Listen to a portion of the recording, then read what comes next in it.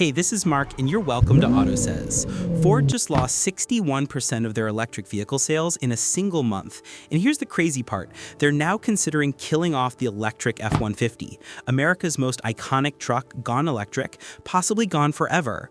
Now, before we dive into why one of Detroit's biggest giants is about to make a decision that could reshape the entire auto industry, smash that like button and subscribe because what happens next is going to blow your mind.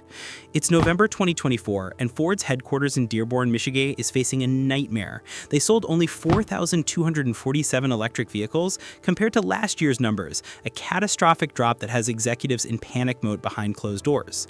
The company that revolutionized manufacturing with Henry Ford's assembly line back in 1913, the same innovative spirit that put America on wheels, is now bleeding $13 billion in EV losses since 2023, and the bleeding won't stop. But wait, there's a twist.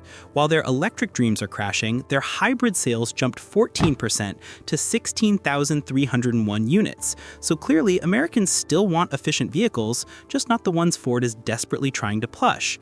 The real plot thickens when you follow the money trail. President Trump signed a tax law in July that killed the federal EV tax credit on September 30th, and suddenly the math that made electric trucks barely affordable for average Americans completely fell apart. Think about it.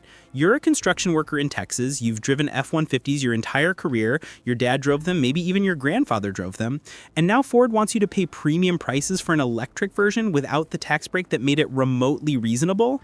The F-150 Lightning, which was supposed to be Ford's golden ticket into the electric future, has become their most expensive mistake, with sales falling so far below projections that Wall Street Journal reports executives are in active discussions about pulling the plug entirely.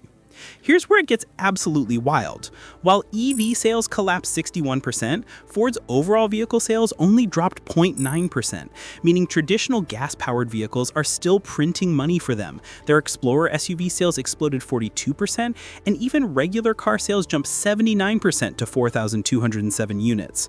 Ford's stuck between a rock and a hard place, investing billions into a technology their core customers don't want, while their proven moneymakers keep the lights on.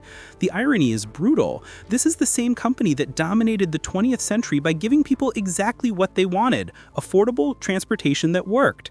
And now they're forcing a product the market is violently rejecting. History's repeating itself in the worst way.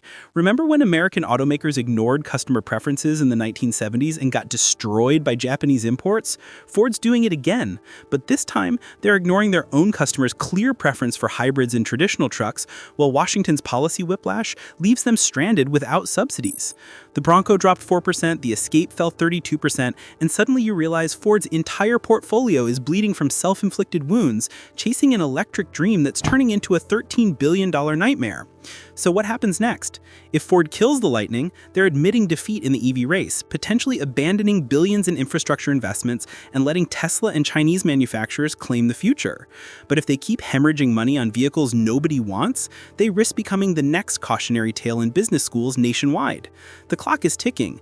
Every month they delay costs millions more, and somewhere in a Dearborn boardroom, executives are making a decision that will either save Ford or seal its fate as the company that bet everything on the wrong horse and lost it all.